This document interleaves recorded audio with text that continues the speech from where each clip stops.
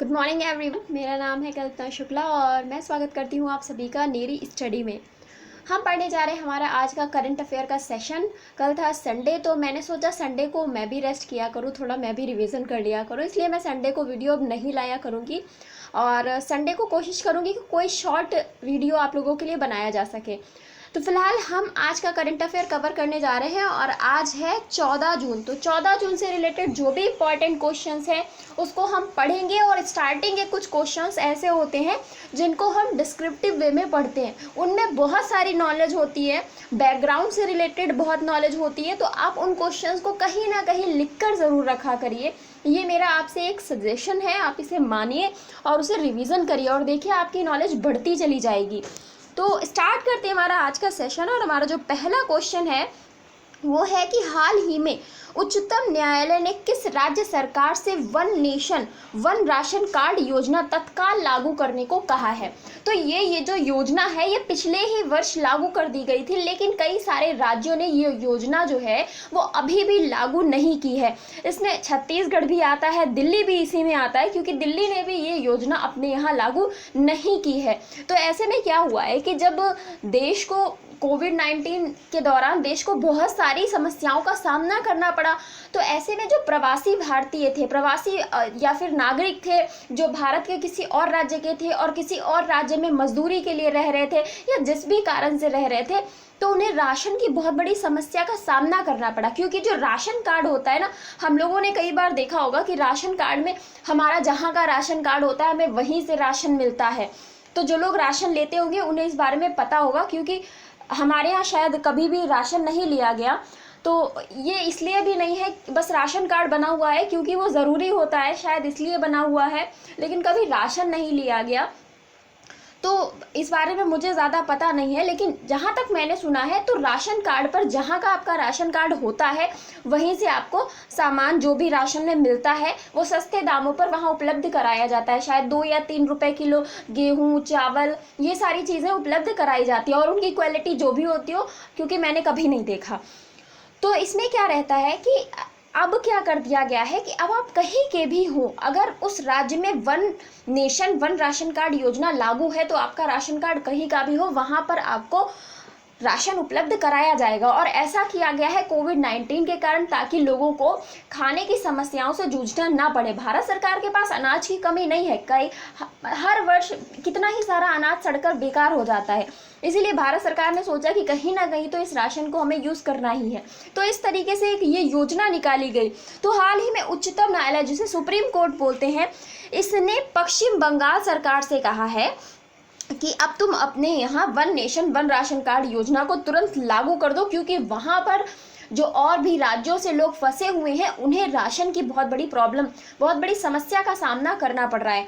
तो इसीलिए पश्चिम बंगाल सरकार से ऐसा कहा गया है कि तुम तुरंत इसे अपने राज्य में लागू करो। और पश्चिम बंगाल सरकार का ये रवैया बहुत ही खराब है कि कोई भी योजना जो केंद्र स्तर पर लागू होती है ये वो पहला राज्य बन जाता है जिसको वो अपने यहाँ लागू करने से मना कर देता है। तो ये बहुत ही दुर्गम स्थिति है। अगर कोई योजना अच्छी है तो उसे हर राज्य को अपनाना चाहिए।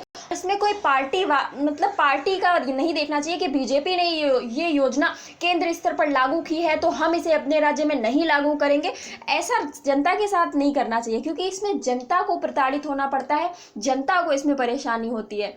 तो अगर एक नेता का देखा जाए तो नेता जनता के लिए काम करते हैं और फिर यहाँ जनता को ही समस्या का सामना करना पड़ता है। तो फिलहाल ये जो one nation one ration card योजना है जो तुरंत लागू करने के लिए पश्चिम बंगाल को निर्देश दिए गए हैं। और अभी तक असम की बात करें, छत्तीसगढ़ की बात करें या फिर दिल्ली की बात करें, इन राज्यों ने अभी भी इस योजना को अपने यहाँ लागू नहीं किया है।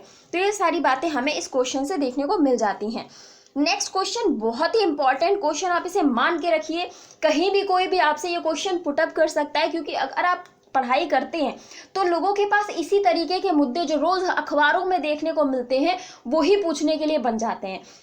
तो पहले कथन, इन कथनों पे आपको विचार करना है। जो पहला कथन है वो है पाकिस्तान की नेशनल असेंबली द्वारा मौत की सजा पाए कैदी कुलभूषण जाधव को अपील करने का अधिकार प्रदान करने के लिए अंतर्राष्ट्रीय न्यायालय समीक्षा और पुनर्विचार विधेयक 2020 पारित किया गया है।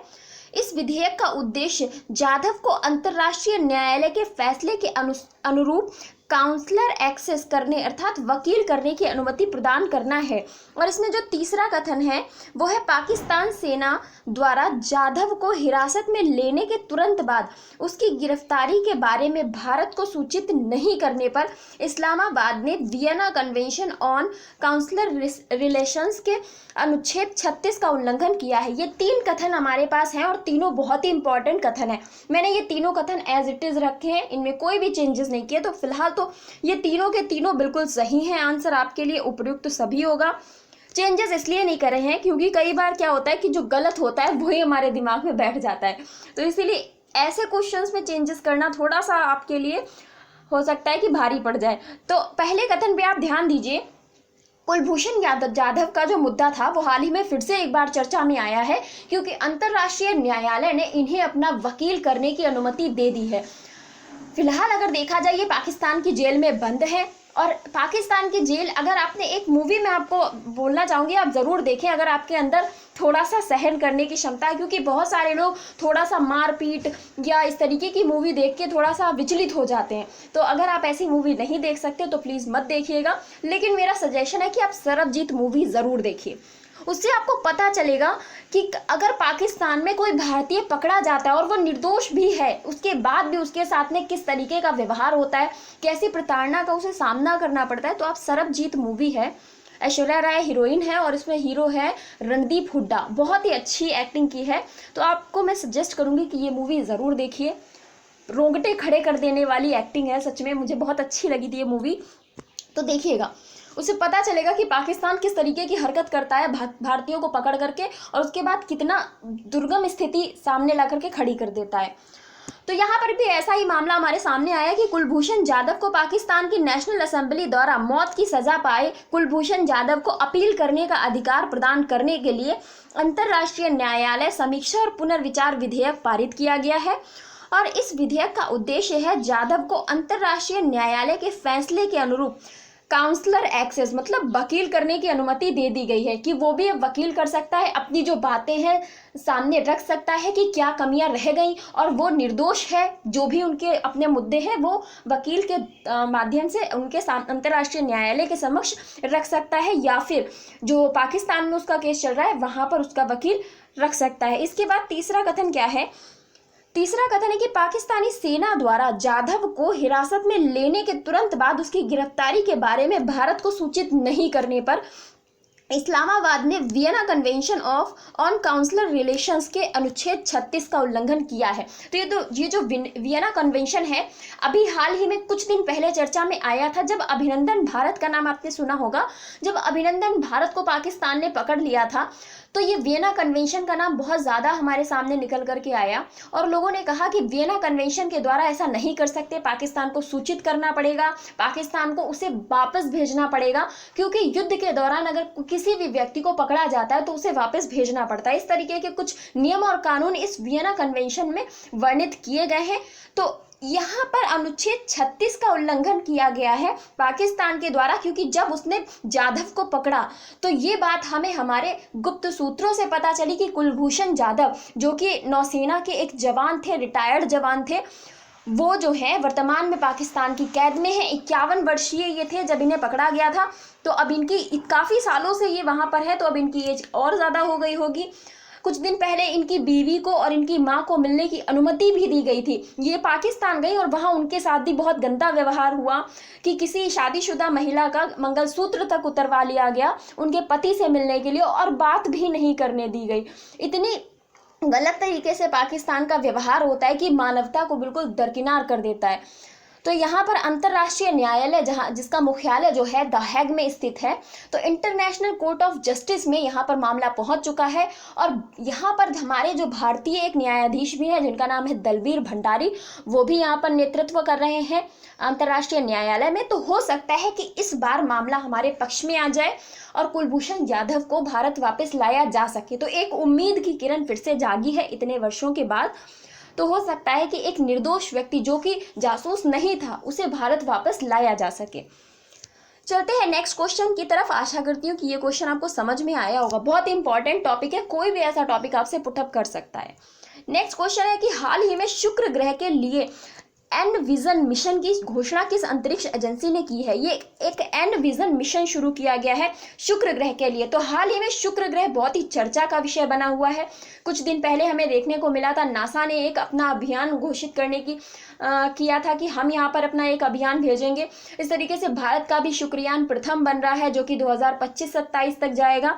तो अब हमें यहाँ पर एन विजन मिशन देखने को मिला है, जो कि यूरोपीय अंतरिक्ष एजेंसी का मिशन हो जाता है। यूरोपीय अंतरिक्ष एजेंसी से रिलेटेड ये मिशन है, आपको याद रखना है एन विजन मिशन। इसके बारे में अगर हम जानना चाहें तो ये यूरोपीय अंतरिक्ष एजेंसी द्वारा एन विजन को अपने अगले ऑर्बिटर के रूप में चुने जाने की घोषणा की गई है। इसे 2030 के दशक में किसी भी समय शुक्र ग्रह की यात्रा पर भेजा जाएगा और इसमें नासा की भी भागीदारी है। तो केवल यूरोपीय अंतरिक्ष एजेंसी का नहीं कह सकते, क्योंकि इसमें जो भागीदार देश है वो अमेरिका की नासा अंतरिक्ष एजेंसी भी है। तो ये दोनों सम्मिलित रूप से इस एन विजन मिशन को शुक्र ग्रह पर भेजेंगे और शुक्र ग्रह के वायुमंडल पर ये जाकर के वहां पर रिसर्च करेंगे कि शुक्र ग्रह का वायुमंडल ऐसा क्यों है। शुक्र ग्रह को सांझ और भोर का तारा भी कहा जाता है। ये सारी की सारी बातें आपको बहुत अच्छे से पता होंगी, लेकिन फिलहाल आपको यहाँ पे याद रखना है एन विजन मिशन किसके द्वारा? यूरोपीय अंतरिक्ष एजेंसी के द्वारा भेजा जाएगा 2030 तक, और ये नासा की मदद से भेजा जाएगा। नेक्स्ट क्वेश्चन पर चलते हैं और हमारा अगला क्वेश्चन है कि हाल ही में कहाँ चीन श्रीलंका मैत्री अस्पताल खोला गया है? तो चीन और श्रीलंका मैत्री अस्पताल खोला गया है और ये खोला गया है श्रीलंका में। श्रीलंका इसका राइट आंसर है। हो सकता है आपने चीन भी गैस किया हो, बट ये चीन में नहीं खोला गया है, ये चीन की मदद से खोला गया है श्रीलंका में। मैत्री अस्पताल इसको नाम दिया गया है। श्रीलंका हमारा पड़ोसी देश है, जिसे कहा जाता है भारत का आंसू इसे कहा जाता है, क्योंकि आपने देखा होगा छोटा सा भारत के नीचे एक आंसू की बूंद के जैसा इसका शेप है, इसीलिए भारत का आंसू भी श्रीलंका को कहा जाता है। श्रीलंका के उत्तर मध्य प्रांत में स्थित पोलोनारुवा में चीन श्रीलंका मैत्री अस्पताल का उद्घाटन किया गया है और इसे $60 मिलियन के चीनी अनुदान से तैयार किया जाएगा। श्रीलंका का एक बंदरगाह है हम्बनटोटा। हम्बनटोटा जो बंदरगाह है वो वर्तमान में चीन के ही अधीन हो गया है। 99 वर्ष की लीज पर चीन ने इसे लिया है। तो अब चीन इस बंदरगाह को विकसित करेगा, लेकिन भारत भी पीछे नहीं है। भारत ने भी अपनी एक नीति के तहत, जिसको बोलते हैं डायमंड नेकलेस, उस नीति के तहत श्रीलंका का जो हम्बनटोटा एयरपोर्ट है उस पर आधिपत्य जमा रखा है। आधिपत्य जमाने का मतलब ये होता है कि अगर भारत को कोई मदद लगेगी, कोई ज़रूरत लगेगी, तो भारत इस एयरपोर्ट को यूज़ कर सकता है। तो अगर बंदरगाह चीन यूज़ कर रहा है तो एयरपोर्ट भारत भी यूज़ कर रहा है। तो भारत भी चीन से कहीं पीछे नहीं है। अगर चाइना भारत को घेरने का प्रयास कर रहा है तो भारत भी लगातार उसको हर जगह पर घेरने का प्रयास कर रहा है। दो नीतियां ऐसी हैं जो आप लोगों को मुझे बतानी है अगर आप लोग पढ़ना चाहें डायमंड नेकलेस नीति के बारे में, और एक स्ट्रिंग ऑफ पर्ल्स नीति है चाइना की। तो आप लोग कमेंट बॉक्स में मुझे ज़रूर बताइएगा। ये दोनों नीतियां आपको बताऊंगी तो आपको पता चलेगा कि भारत की स्थिति कितनी ज़्यादा है, कितनी अच्छी है, और चाइना कितना पैसा खर्च करके इन नीतियों को ला पाया, जबकि भारत ने उसके आधे के आधे पैसे में उन नीतियों को कवर कर लिया। तो बहुत अच्छी नीतियाँ हैं, अगर आप चाहें तो खुद भी कवर कर सकते हैं। चलते हैं नेक्स्ट क्वेश्चन की तरफ, और हमारा अगला क्वेश्चन है, इन कथनों पे आपको विचार करना है। पहला कथन है, उमलिंग ला विश्व की सबसे ऊंची मोटर योग्य सड़कों में से एक बन गई है। उमलिंग ला विश्व की सबसे ऊंची मोटर योग्य सड़कों में से एक बन गई है और ये जम्मू कश्मीर के श्रीनगर क्षेत्र में स्थित है। आपको सही कथन बताना है कि कौन सा सही है। तो बिना समय को बर्बाद किए मैं आपको बता देती हूँ कि पहला कथन सही है, दूसरा कथन यहाँ पर गलत है। यहाँ पर केवल पहला कथन सही है, क्योंकि दूसरे में जो कहा गया है कि यह जम्मू और कश्मीर के श्रीनगर में स्थित है, नहीं, ये जम्मू और कश्मीर के जो लद्दाख की तरफ जो क्षेत्र पड़ता है वहाँ पर स्थित है। तो ये श्रीनगर में स्थित नहीं है। अब तो लद्दाख एक अलग यूनियन टेरिटरी बन गया है। तो पहले जब ये सड़क बन रही थी तो जम्मू कश्मीर का ही भाग था लद्दाख, तो इसीलिए जम्मू कश्मीर के लद्दाख क्षेत्र में इसे माना जाता है। लेकिन आपको याद रखना है कि मेनली ये लद्दाख क्षेत्र में स्थित है। तो उमलिंग ला विश्व की सबसे ऊंची मोटर योग्य सड़क है और जो कि लद्दाख के क्षेत्र में स्थित है, क्योंकि लद्दाख की ऊंचाई आपको खुद ही पता है कि कितनी ज़्यादा है। इसके बारे में अगर हम जानना चाहें, उमलिंगला दर्रे से गुजरने वाली 54 किलोमीटर लंबी सड़क चिसूमले और डेमछोक गांव को जोड़ती है। ये कौन से गांव को जोड़ती है? चिसूमले और डेमछोक गांव को जोड़ती है। इस सड़क का निर्माण परियोजना हिमांक के तहत, आपको याद रखना, आपसे पूछा जा सकता है कि परियोजना हिमांक किससे संबंधित है। तो जो लद्दाख में सड़क बन रही है उमलिंगला दर्रे से जो होकर के गुजरती है, उससे संबंधित है परियोजना हिमांक। इसके तहत बीआरओ द्वारा इसको बनाया जा रहा है और इसके निर्माण में 6 वर्ष का समय लगा है। तो ये जो 6 वर्ष का समय लगा है, सबसे ऊंची जो मोटर योग्य सड़क बन गई है, तो इसीलिए ये बहुत ही इंपॉर्टेंट है, आपको इसके बारे में याद रखना है। ये भी पूछा जा सकता है उमलिंगला दर्रा कहाँ पर पड़ता है, क्वेश्चन कुछ भी बन सकता है, तो आपको बस ये सारी की सारी बातें याद रखनी है। चलते हैं हमारे अगले प्रश्न की तरफ, और अगला प्रश्न है, हाल ही में किस आईआईटी ने कोयता centre for digital health, Bharat का अपनी तरह का पहला डिजिटल स्वास्थ्य केंद्र लॉन्च किया है? तो ये बहुत ही इंपॉर्टेंट है क्योंकि पहला ऐसा सेंटर है और ये कोयता सेंटर फॉर डिजिटल हेल्थ इसका नाम रखा गया है। और किस आईआईटी द्वारा ये विकसित किया गया है? तो इसका आंसर है आईआईटी बॉम्बे। आईआईटी बॉम्बे द्वारा ये कोयता सेंटर फॉर डिजिटल हेल्थ बनाया गया है, जो कि भारत का अपनी तरह का पहला डिजिटल स्वास्थ्य केंद्र होगा। अभी इससे रिलेटेड अगर हम जानना चाहें तो कोयता फाउंडेशन के बारे में जानना चाहेंगे, क्योंकि इसी का ये कोयता डिजिटल हेल्थ सेंटर है। तो इसको रेखा कोयता और रिजवान कोयता इसके संस्थापक है, रेखा कोयता और रिजवान कोयता। इसका हेडक्वार्टर मुंबई में है, इसीलिए आप याद कर सकते हैं कि आईआईटी मुंबई ने विकसित किया और हेडक्वार्टर भी कहाँ पर है? मुंबई में है। तो ये एक अपनी तरह का पहला डिजिटल स्वास्थ्य केंद्र है, इसलिए इम्पॉर्टेंट है, आप इसे याद रखिएगा। नेक्स्ट क्वेश्चन है हमारा 7th क्वेश्चन, और बहुत ही इंपॉर्टेंट है कि कोर्सेरा की विश्व कौशल रिपोर्ट में भारत कौन से स्थान पर रहा है? वैश्विक कौशल रिपोर्ट एक ये जारी की गई है कोर्सेरा के द्वारा। कोर्सेरा एक संस्था है जिसके द्वारा ये रिपोर्ट जारी की गई है और इसमें भारत का स्थान है 67वां। 67th जो रैंक हासिल की है वो भारत ने हासिल की है, तो 67th पे है हमारा प्यारा भारत। इसके बारे में अगर हम जानना चाहें, इसमें फर्स्ट कौन रहा है, तो स्विट्जरलैंड जो है इसमें टॉप पर रहा है, शीर्ष पर रहा है स्विट्जरलैंड, सेकंड है लग्जमबर्ग और थर्ड है ऑस्ट्रिया। ये सारे के सारे देश ऐसे देश हैं जहाँ पे जनसंख्या बहुत ही कम है। तो यहाँ पर आप कह सकते हैं कि कोई भी चीज़ होगी उसका डिस्ट्रीब्यूशन कम लोगों में होगा, पर कैपिटा इनकम बहुत ज़्यादा होगा, तो ऐसे देशों को जाहिर सी बात है आगे रहना बनता है। लेकिन भारत जो कि इतना बड़ा देश है, इतनी सारी जनसंख्या है यहाँ की, क्षेत्रफल की दृष्टि से तो इतना बड़ा नहीं कह सकते, क्योंकि और भी ऐसे देश हैं जो क्षेत्रफल में भारत से ज़्यादा है, पर भारत की वहाँ की जनसंख्या कम है। लेकिन भारत की जनसंख्या बहुत ही ज़्यादा है, कोई भी चीज़ का डिस्ट्रीब्यूशन होगा या पर कैपिटा इनकम की बात करें तो वो निकल कर बहुत ही कम आएगी, और वो भी जो पर कैपिटा इनकम निकल कर आएगी, प्रति व्यक्ति आय जिसे हम कहते हैं, तो वो प्रति व्यक्ति आय ज़रूरी तो नहीं कि हर इंसान 40,000 रुपये प्रति माह कमाता ही हो। हमारे जैसे भी कुछ लोग होंगे, हमारे और आपके जैसे लोग जो सिर्फ पढ़ाई करते हैं, जो बेरोजगार हैं, जिनके पास पैसा नहीं है, तो हम लोग तो 40,000 रुपये प्रति माह नहीं कमा रहे हैं, तो फिर पर कैपिटा इनकम कैसे हो गया 40,000? तो ये बहुत ही अलग तरह का डिस्ट्रीब्यूशन होता है, और इसके आधार पर आप नहीं कह सकते कि भारत बहुत ही विकसित देश है या विकासशील देश है। तो ये तो सब अपनी अपनी जगह पे बातें हैं। फिलहाल आपको याद रखना है कि स्विट्जरलैंड वैश्विक कौशल रिपोर्ट जो कोर्सेरा की आई है उसमें स्विट्जरलैंड टॉप पे है, सेकंड है लग्जमबर्ग और थर्ड है ऑस्ट्रिया जिसकी कैपिटल है वियना। और अगर हम भारत की बात करें, भारत है 67वें स्थान पे। लग्जमबर्ग से एक बात को और याद आई है कि हाल ही में कुछ दिन पहले लग्जमबर्ग वो पहला देश बन गया था जिसने अपने यहाँ सभी जो वाहन थे, जो भी सार्वजनिक वाहन थे, चाहे ट्रेन हो, चाहे बस हो या टैक्सी हो, कुछ भी हो, उसको फ्री कर दिया था कि आपको कहीं भी पूरे लग्जमबर्ग में ट्रैवल करना है तो आपको कोई भी पैसा खर्च नहीं करना पड़ेगा, आपको हर तरीके के सार्वजनिक वाहन की सुविधाएं फ्री में मुहैया कराई जाएंगी। नेक्स्ट क्वेश्चन है, ऐसा ही तो भारत में हो जाए तो फिर तो कितना अच्छा रहेगा। नेक्स्ट क्वेश्चन है, हाल ही में प्रसिद्ध हस्ती इंदिरा हृदय जी का निधन हो गया है, ये किस पार्टी से संबंधित थी? इनके निधन के बारे में बताऊं, 80 वर्ष की इनकी आयु थी, ये विपक्ष की नेता थी, पहली बात तो कर लेती हूँ, ये कांग्रेस पार्टी की थी, उत्तराखंड से ये बिलोंग करती थी और ये विपक्ष दल की नेता थी। वहाँ पर ये वहाँ के सदन के सत्र के दौरान ही, वहाँ पर सदन चल रहा था और उसी के दौरान इनको हार्ट अटैक पड़ा और जिसमें इनकी मृत्यु हो गई। इनका नाम था इंदिरा हृदय, वहाँ सदन में ही इनको हार्ट अटैक पड़ा और जहाँ पर इनकी मृत्यु हो गई। तो आपको ये सारी बातें याद रखनी है। इंदिरा हृदय बहुत ही महत्वपूर्ण नाम आजकल है। कांग्रेस की ये नेता थी और इनका हाल ही में निधन हो गया है। 80 वर्ष इनकी आयु थी। कोई कोरोना से निधन नहीं हुआ है, इनका निधन हार्ट अटैक से हुआ है। नेक्स्ट क्वेश्चन है हमारा, केंद्रीय शिक्षा मंत्रालय ने 2021-22 की समग्र शिक्षा योजना के लिए कितनी धनराशि को मंजूरी दी है। समग्र शिक्षा योजना के तहत केंद्रीय शिक्षा मंत्री ने जो है रमेश पोखरियाल निशंक जी, इन्होंने कितने करोड़ रुपए की राशि को मंजूरी दी है। तो इन्होंने दी है 7,622 करोड़ रुपए की धनराशि को मंजूरी।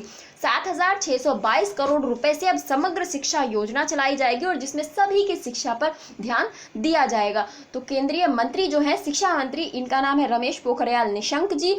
निशंक इनकी क्या है, निशंक इनका उपनाम आप कह सकते हैं, और ये कवि भी हैं, इसीलिए अपने नाम के आगे निशंक लगाते हैं।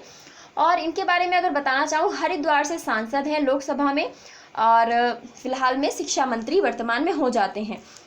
नेक्स्ट क्वेश्चन आप लोगों के लिए, हाल ही में G7 ने गरीब देशों को कितने अरब टीके देने की बात की है। तो G7 वर्तमान में चर्चा में रह रहा है। ब्रिटेन में इसका सम्मेलन हुआ था, बहुत ही चर्चा में है G7। इसमें आपको बताना है कितने अरब टीके देने की बात की है जो गरीब देश है उनको। तो 1 अरब टीके देने की यहाँ पे बात की गई है G7 देशों के द्वारा कि ये सारे के सारे देश मिलकर के 1 अरब टीके अब जो गरीब देश है उन्हें देंगे। तो ये आप याद रखेंगे, हाल ही में इसकी बैठक हुई है। 11वां क्वेश्चन है और मोस्ट इम्पॉर्टेंट क्वेश्चन आप इसे रखिए, हाल ही में फ्रेंच ओपन पुरुष वर्ग का खिताब किसने जीता है। मोस्ट इंपॉर्टेंट, क्योंकि ऐसे ही तो क्वेश्चन पूछे जाते हैं। 4 जो ग्रैंड स्लैम है वो बहुत ही इंपॉर्टेंट होते हैं, उन 4 ग्रैंड स्लैम से क्वेश्चन बनते ही बनते हैं। तो फ्रेंच ओपन पुरुष वर्ग का कल मैच हुआ था और जिसमें नोवाक जोकोविच एक बार फिर से जीत गए हैं, जो सर्बिया से बिलोंग करते हैं। और इन्होंने किसे हराया, तो स्टेफानोस सिटीसिपास इनका नाम है, इनको इन्होंने हराया है। ये यूनानी एक प्लेयर है, स्टेफानोस सिटीसिपास इनका नाम है, और इनको हरा करके नोवाक जोकोविच ये मैच फ्रेंच ओपन जीत गए हैं। तो फ्रेंच ओपन पुरुष वर्ग का खिताब किसने जीता है, नोवाक जोकोविच ने। 19वां ग्रैंड स्लैम है जो इन्होंने जीता है नोवाक जोकोविच ने। आपको याद रखना है रोला गैरा भी फ्रेंच ओपन को बोला जाता है। तो ये सारी की सारी बातें इंपॉर्टेंट है। महिला वर्ग में किसने जीता अभी तक कुछ नहीं पता है, जैसे ही पता चलता है आप लोगों को पता चल जाएगा, फिर सारा का सारा एक साथ मिलकर डिस्कस कर लेंगे। तो ये थे हमारे आज के क्वेश्चंस आपको कैसे लगे कमेंट बॉक्स में ज़रूर बताइएगा। और प्लीज़ आप लोग थोड़ा वीडियो को शेयर किया करिए, थोड़ा ज़्यादा शेयर किया करिए। मतलब देख के आपको सिर्फ खुद के पास नहीं रख लेना है, औरों को भी शेयर करना है ताकि सबको पता चल सके। तो आज का सेशन यहीं पे ख़त्म करते हैं, कल फिर से मिलेंगे। Thank you so much.